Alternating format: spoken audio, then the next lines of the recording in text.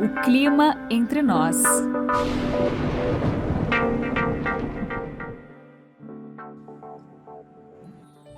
Não é qualquer massa de ar polar que causa queda de temperatura acentuada no Brasil, e não é qualquer resfriamento intenso que pode ser considerado uma onda de frio.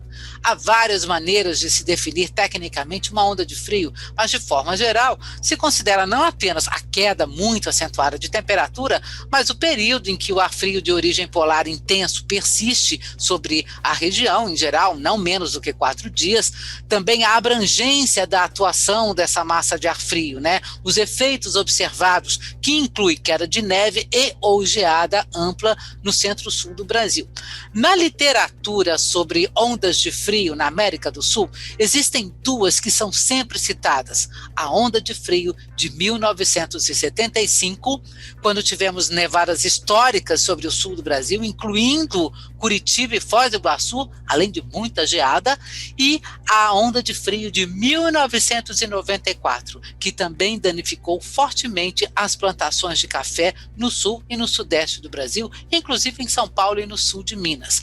A onda de frio de 1975 é considerada na literatura meteorológica das mais intensas do século XX. Só para vocês terem uma ideia, a pressão atmosférica da massa de ar frio da frente fria, que trouxe essa onda de frio, atingiu 1.041 hectopascais em cima do Paraná. É muita pressão, isso é realmente uma coisa absolutamente rara. E esse ar frio foi parar além da linha do Equador, ou seja, foi lá para o hemisfério norte. Vocês vão encontrar na internet farto material de pesquisa aí sobre essas ondas de 1975 e a de 1994, tem muitos dados, Então pode se divertir à vontade. Lá em Curitiba, das menores temperaturas já registradas em Curitiba, ocorreram nos primeiros anos da década de 1970, Tem um valor, por exemplo, em 18 de julho de 1975, de menos 5,1. Só que em 1975, nós não entendíamos de Laninha El Ninho. Não tinha internet, não tinha celular e não tinha esse monte de modelos de atmosféricos de previsão do tempo que nós usamos hoje. Então aí vem a pergunta, como é que os meteorologistas previram esta onda de frio monstro de 1975, que acabou com os cafezais do Paraná e de São Paulo? Como as pessoas eram informadas sobre esse frio extremo? E justamente, então, para saber como foi esta onda de frio de 1975, na prática, na sala de previsão, o podcast O Clima Entre Nós tem a honra de conversar agora com Vera Malfa. Vera Malfa é meteorologista aposentada do Instituto Nacional de Meteorologia e, sim, estava na ativa em 1975. Vera Malfa, seja muito bem-vinda ao podcast O Clima Entre Nós e é um prazer recebê-la aqui hoje. Olá, Ju. O prazer é todo meu. Tenho sempre muito prazer em falar com vocês. Ô Vera, eu queria, para a gente começar a nossa conversa, que você falasse um pouquinho sobre a sua história profissional, Porque você é formada em meteorologia pela UFRJ, é isso? Eu queria que você falasse um pouquinho de como é que você começou na meteorologia. Sim, eu me formei na primeira turma de meteorologia da Universidade Federal do Rio de Janeiro. Isso em 1967. E foi o primeiro curso no Brasil, né, Vera? Foi o primeiro curso no Brasil.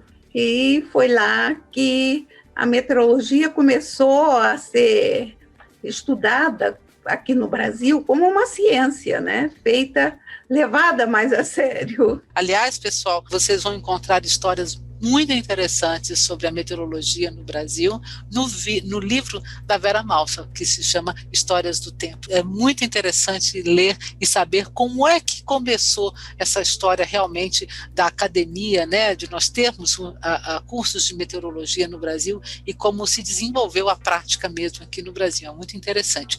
Ô Vera, eu queria que você contasse para a gente, como é que era o ambiente de um centro de meteorologia em 1975? Onde você estava trabalhando? Era tudo muito precário. Eu, como disse, me formei em 1967 no Rio de Janeiro e vim para São Paulo. E aqui eu fui trabalhar no 7º Distrito de Meteorologia, que é um órgão do Instituto Nacional de Meteorologia. Mas nós não tínhamos praticamente nada. A informação era muito difícil, a comunicação era difícil. Era difícil falar pelo telefone com outro estado. Era difícil receber as informações diárias, ou ainda as observações meteorológicas que eram feitas nas estações meteorológicas eram passadas ainda pelo aquele método Morse, né, de comunicação. Já tinha o telex? Não, nós não tínhamos o telex ainda. O 7º Distrito? Não, o 7º Distrito não tinha telex ainda, né? Quer dizer, até tinha já o telex, mas não era difícil a comunicação. A comunicação era mesmo pelo método, aquele pi. Código Morse mesmo. Gente, que coisa mais incrível. E vocês já faziam a previsão em si, aqui no 7º Distrito? Em São Paulo? Não. A previsão era feita em Brasília, no centro de Brasília, e só chegava em São Paulo no final da tarde. Nós ficávamos sem informação, nós passávamos muito apuros, porque ficávamos sabendo do que estava acontecendo, claro, porque a gente vinha acompanhando as previsões diariamente, que chegavam com atenção, e o IMET, desde aquela época, já emitia os alertas, ele identificava situações mais críticas e já emitia alertas e a gente acompanhava. Então, nessas situações, a gente ficava muito atento e buscava informação aonde a gente conseguia. Íamos na FAB, que tinha a observação horária, os METAR, que temos até hoje, e a gente ia procurando alguma coisa que a gente pudesse informar a quem nos procurava, né? Mas era tudo muito difícil, porque toda a informação principal, a análise mesmo, era toda feita em Brasília. Tudo em Brasília. Em Brasília e o Rio de Janeiro. Também tínhamos o centro. Exatamente. No Rio. No Rio e em Brasília. Bom, vocês não tinham imagem de satélite também?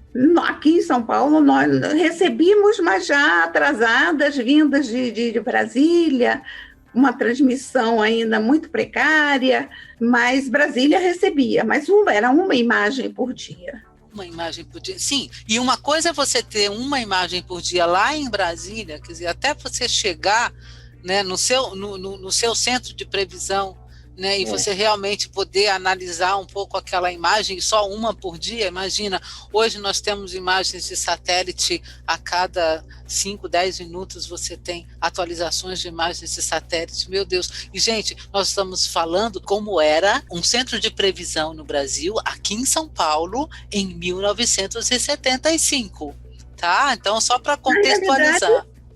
Na realidade, nós não tínhamos centro de previsão em São Paulo, né? Nós transmitíamos a previsão que nós recebíamos. Certo, mas não se fazia análise mesmo. Não se fazia análise aqui em São Paulo nenhuma.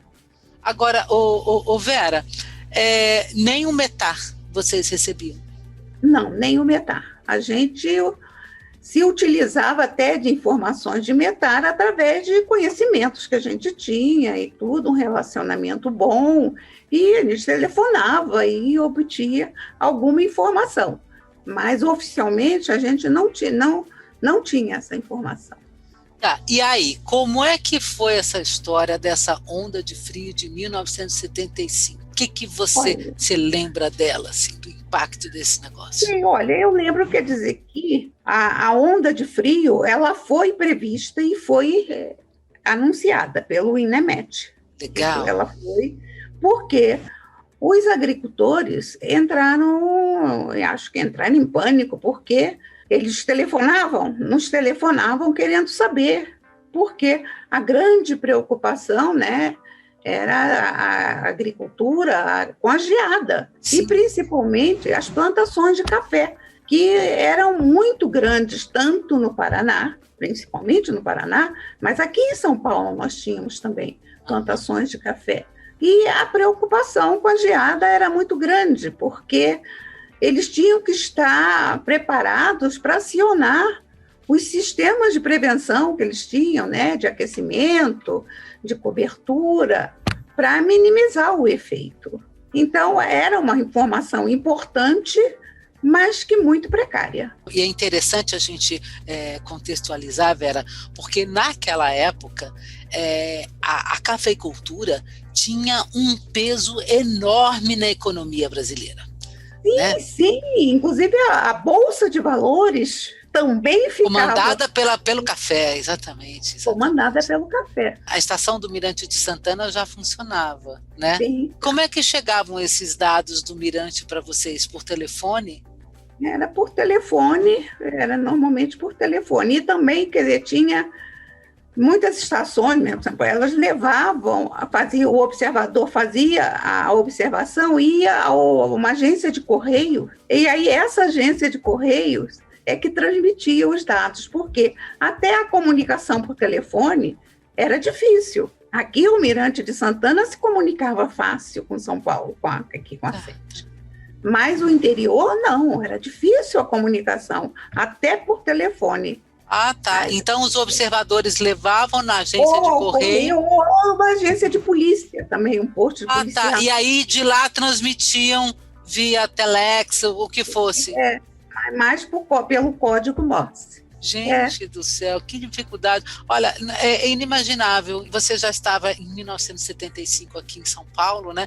Olha, você sabe que eu lembro dessa onda de frio? É uma coisa muito interessante. Eu era adolescente, né? Em 1975, estava começando o colégio. E eu lembro das roupas que eu usava para sair de casa. Mas assim, muito encapotada. E eu saía de casa de luva, de gorro, de cachecol, de meia de lã, mais de uma meia, mas muito encapotada para ir para a escola. E eu tenho uma imagem assim inesquecível desse ano, que era da fotografia de uma colega minha de escola, que trouxe depois que nós voltamos das férias de julho, né, ela veio com essa fotografia mostrando a neve em Curitiba. Então estava ela lá junto com a família, aquele boneco de neve enorme, mas muita neve. E essa imagem dela com a neve, né, foi para mim uma coisa inesquecível. Então essa é a minha imagem que eu tenho de 1975.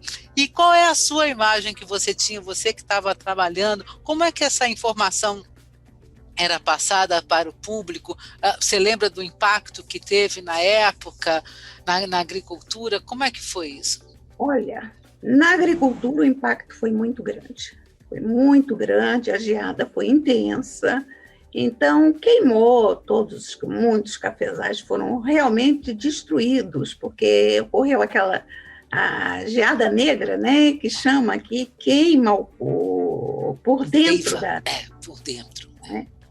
Então, realmente, o prejuízo foi, assim, muito grande, não houve, assim, como os agricultores evitar a tragédia. Assim, apesar de muitos deles que acompanhavam e tudo estarem sabendo que vinha uma massa muito intensa. Mas era muito difícil a proteção, né? Então, o estrago realmente foi muito grande. Agora, com a população em geral, eu não tenho, assim, muita ideia, não. Na realidade, o que me passa é que a previsão chegava a São Paulo e era distribuída para a imprensa escrita, por telefone, tá? A imprensa escrita, que os jornais, Folha de São Paulo, o Estadão e outros. A imprensa escrita nos telefonava para nós e pegava a previsão e eles retransmitiam nos seus jornais. E também emissoras de rádio também, tudo. A televisão não se importava muito, não. Então, assim, na época, olha a diferença de hoje, hein? Porque o público, em geral, não acreditava na previsão. A previsão, ninguém acreditava, era motivo de piada até, não é? Então, não havia, assim, um interesse nessa divulgação tão grande para o público, porque o público não se interessava pela previsão, acho eu, porque eles não acreditavam. Agora, aqui em São Paulo, as pessoas que eu lembro naquela época tinham muito agasalho. A gente tinha, como você disse, o gorro, a luva, o casaco, a gente tinha todo o equipamento para o frio, porque fazia muito mais frio naquela época do que faz hoje, né? Não eram assim, essas ondas como a de 75, mas o frio era intenso, mesmo não sendo o extremo que foi naquele julho de 75, mas fazia muito frio. Então, a gente tinha o gorro, tinha o casaco e enfrentava esse frio, mesmo sem tá acompanhando, vem que nem agora com essa massa, vai vir um frio, todo mundo nessa expectativa. Não, o frio chegava, a gente se agasalhava e enfrentava o frio. Porque hoje, imagina, nós estamos comentando desta onda de frio que nós estamos vivendo agora, desse finalzinho de julho de 2021, já com cerca de 10 dias de antecedência, não faz muito tempo que a gente está falando dela. E se você for pensar, por exemplo, em termos de previsão climática, né, a previsão climática que a Climatempo fez lá meses atrás, né, muito antes de começar inverno, já estava com essa expectativa de que nesse período, final de julho ou começo de agosto, nós teríamos um resfriamento muito acentuado. Então, essa onda de frio que agora nós temos nesse final de julho de 2021 não é surpresa. Os impactos são muito fortes, né, as preocupações com a agricultura, né, e todo o mercado, digamos assim, de varejo, inclusive, né, claro que são muito grandes, né? Nós não podemos esquecer, assim, a meteorologia hoje, ela é também um negócio, claro que é. A economia depende, né, de meteorologia, e todos os mais variados setores da economia e da sociedade dependem cada vez mais realmente de análises das condições de tempo e de clima. Você estava falando aí que as pessoas faziam piada, ainda fazem hoje, né, Vera? Embora você tenha um cenário completamente diferente, nós temos uma tecnologia, ainda se erra, mas a qualidade que nós ganhamos em todos esses anos e a antecedência, né, as previsões são de altíssimo nível no Brasil. Agora, Vera, quando a gente assim, fala dessas grandes ondas de frio, quando eu estudei, por exemplo, quando eu comecei a estudar, né, estava na faculdade, a gente já começava a ouvir falar, a gente começava já a estudar o tal do Poço dos Andes, né? Se aparecesse o Poço dos Andes, nossa, ia ser uma supermassa, né? Uma supermassa de ar frio, o Poço dos Andes. Então era uma coisa que a gente, na faculdade, a gente já começou a ouvir falar isso, né? Agora, em 1975, vocês tinham essa noção desse fenômeno, o Poço dos Andes? Não, mas essa grande massa polar de 1975 foi o start para a observação do Poço dos Andes. Olha só. Quem observou isso pela primeira vez foi Carlos Girardi, né? Era esse o nome dele, meteorologista lá do CTA, que era lá em São José dos Campos, né? E Centro Tecnológico da Aeronáutica. E ele, observando aquela máquina lá, inclusive lá eles tinham mais rápido acesso à fotografia, porque era lá em São José Sim. que a fotografia era recebida, né? E de lá é que era transmitida para os outros órgãos. Ele observou essa grande massa de ar polar, já aquela mancha preta grande na fotografia, né? Porque dentro ali em cima dos Andes, transbordando os Andes. E o centro da massa, ele não tem, é uma massa que não tem nuvem nenhuma no centro, então forma aquele círculo preto, né? Ele observou aquilo e aquilo chamou a atenção dele, e foi a partir dali que ele começou a pesquisar outras grandes massas e verificou que sempre que tinha uma massa muito fria, que se deslocava rapidamente, que atingia grandes proporções, havia esse indício antes lá já no Chile, né? Na imagem de satélite, exatamente. Na imagem de satélite. Exatamente. E ele começou fez uma pesquisa analisando as fotografias de satélite de períodos assim de grandes frios, de grandes massas de ar, e ele constatou que era um indício realmente que a gente deveria levar em conta, né? Ficar atento sempre que aparecesse esse, que ele batizou como essa grande mancha preta, né? Rodeada de branco, que são as nuvens, né? Ele batizou isso como Poço dos Andes, porque ele se originava lá nos Andes. Né? Exatamente. A gente sabe hoje que quando aparece essa configuração, é uma coisa muito nítida nas imagens de satélite, quando a gente olha, né, é um indício de que é realmente um anticiclone extremamente poderoso. Bom, essa onda de frio que nós estamos vivendo agora no final de julho de 2021, ela é bastante forte, mas de forma nenhuma, nem dá para comparar, sabe, com 75, nem com 94, nada. Ela é uma onda de frio forte, só isso. Nós sabemos que as condições meteorológicas extremas, elas matam, né? Quer pelo frio, quer pelo calor. Como é que era isso na época? Como é que conseguia essa informação sair, por exemplo, para os governos, né, para conseguir ter uma proteção para a população? Olha, Josélia, naquela época, quer dizer, não havia essa divulgação ampla que existe hoje da previsão, né? Então, como eu falei anteriormente, a população não estava muito preocupada com a previsão e vinha o frio, se agasalhava, se protegia e vida que segue. E a grande diferença que eu vejo é que naquela época não existia população de rua. Aqui em São Paulo nós não tínhamos essa mendicagem, não tínhamos a população de rua. E o que hoje tem em grande escala. Então, o grande problema hoje com a população não é para mim, para você que estamos abrigados, temos nosso teto, nosso aconchego, é a população de rua, né? E esse frio, para quem está desabrigado ao relento, é muito perigoso, porque, como você disse, o frio mata. Vera, eu só tenho a agradecer, viu, a sua participação. Muito obrigada pela entrevista.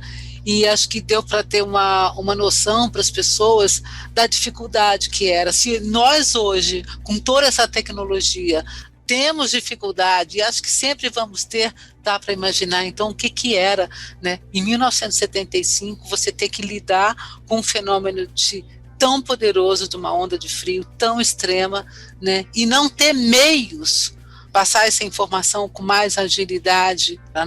Mas, olha, foi muito legal tudo que você falou aí, para a gente ter noção do que era em 1975. Bom, nós falamos aí um pouco, então, sobre essa onda de frio histórica de 1975 com a Vera Malfa, e a onda de frio de 1994 foi particularmente relevante para o estado de São Paulo, pelos danos causados aos cafezais, mas tem um outro dado muito interessante.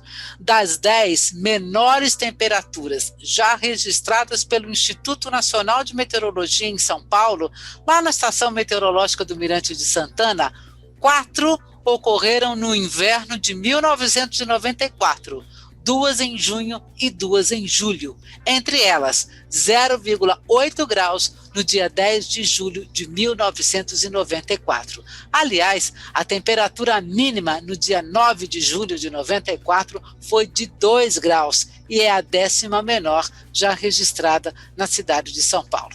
Vários meteorologistas comparam esta onda de frio que nós estamos tendo aí nesse fim de julho de 2021 com a de 1994. Esta onda de frio está prevista há várias semanas, mas em 1994 não era assim também que se trabalhava. Para saber como era o ambiente meteorológico de julho de 94, eu conversei com Ana Lúcia Frone de Macedo, meteorologista, fundadora e atual vice-presidente da Climatempo. Ana Lúcia fez previsão do tempo durante essa histórica onda de frio do inverno de 1994. Ana Lúcia, onde você trabalhava em 1994? Oi, Josélia. Em 1994, eu já trabalhava na Climatempo. A empresa tinha sido fundada por mim e pelo Carlos Magno em 1988. Bom, em 1994, a situação já tinha melhorado muito desde que eu tinha me formado, mas ainda era tudo muito rudimentar comparado com hoje em dia. Naquela época, nós já tínhamos um computador que recebia todas as informações. Era ótimo. Nós tínhamos acesso a todos os dados de superfície e altitude, mas não havia nenhum modelo meteorológico disponível como há hoje em dia. Conta um pouco para nós como era fazer previsão do tempo naquela época. Hoje nós temos ótimos modelos atmosféricos que nos ajudam a antever essas situações meteorológicas extremas e até com 15, 20 dias de antecedência. Mas naquela época não era bem assim, né? Naquela época, a gente fazia a previsão do tempo usando os dados básicos. Nós olhávamos as informações do Ministério da Agricultura, do Ministério da Aeronáutica, tanto as informações de superfície como as de altitude. E sabendo destas informações e de como se aplica as leis da física na atmosfera, os meteorologistas faziam desenhando e calculando de cabeça como as massas de ar polar iriam se comportar nos dias seguintes. Ana, o que você lembra da onda de frio de 1994? Tecnicamente, da sinótica, por exemplo. Deu para identificar, por exemplo, o Poço dos Andes? Tinha ciclone extratropical por perto? Você lembra do valor do anticiclone polar? Realmente eu não me lembro. Eu tenho uma memória péssima. O que eu posso dizer para você é que naquela época, sim, era muito fácil prever um Poço dos Andes, porque nós víamos as pressões atmosféricas subindo na Argentina, a forma como os ventos passavam pelos Andes. Porque o Poço dos Andes, na verdade, é quando a massa de ar polar passa como se fosse uma bolha por cima da parte mais alta da Cordilheira dos Andes. Aliás, por cima do ponto mais alto da América. Para ultrapassar a Cordilheira dos Andes, a massa de ar polar tem que ser muito forte e ela tem que ser extremamente alavancada por um ciclone que está no Oceano Atlântico. Hoje nós temos uma situação bem interessante. Nós temos o ciclone na altura da Argentina, do sul do Brasil, e mais uma outra frente fria no sul da Argentina, empurrando a massa de ar para frente. Está muito interessante. Eu não me lembro dos valores na época, como eu já disse, mas eu já vi massas de ar polar mais fortes do que essa. A mais forte que eu me lembro foi de 1042 milibares no centro, que ficou exatamente em cima do Paraguai. Não me parece que essa massa de ar polar será tão forte. E Ana, como foi o impacto desta onda de frio no mercado, para a sociedade, para a agricultura de forma geral? Como isso chegou ao público? Como sempre, a agricultura recebe o maior impacto. Naquela época, o mercado era muito sensível em relação ao preço do café, que ainda era plantado no norte do Paraná e no sudoeste de São Paulo. Em Minas Gerais, as massas de ar polar chegavam e também causavam destruição, mas o maior problema ficava nessa área onde hoje em dia se planta muita mandioca. Outro problema também era a parte da pecuária. A massa de ar entrava secando o ar muito e devastava todas as pastagens. Era quase instantâneo. A notícia de que havia geada causava um aumento abrupto no preço da carne no mercado brasileiro. Na época, não me lembro do Brasil exportar carne.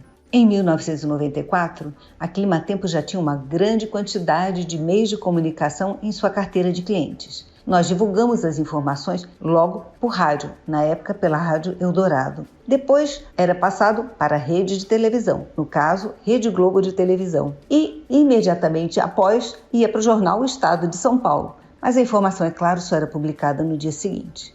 Como não havia internet, todas as pessoas interessadas no frio ficavam com o ouvido colado no radinho mesmo. E agora, só para terminar, uma conversinha de meteorologista. Dia 28 de julho, às 2 horas da tarde de Brasília, a situação não era tão preocupante. A pressão mais alta era de 1030 milibares na Bolívia. Nas outras regiões, a pressão também era alta, mas não era nada demais. A temperatura estava baixa, mas a umidade relativa do ar também estava muito baixa, o que significa que pode esfriar drasticamente durante a noite e realmente tem risco de geadas. Se você não entendeu esse meteorologês, não se preocupe. Dá uma olhada no site da Climatempo. Lá você encontra a informação certinha na linguagem que você entende. É isso aí, Ana. No site da Climatempo, nós sempre explicamos tudo direitinho, numa linguagem simples. E essa também é a função do podcast O Clima Entre Nós. Trazer sempre um assunto interessante sobre meteorologia e com uma linguagem clara, simples, para que todos possam entender. Você pode entrar em contato com o podcast O Clima Entre Nós através do nosso e-mail, podcast@climatempo.com.br. Muito obrigada pela sua escuta e até a próxima.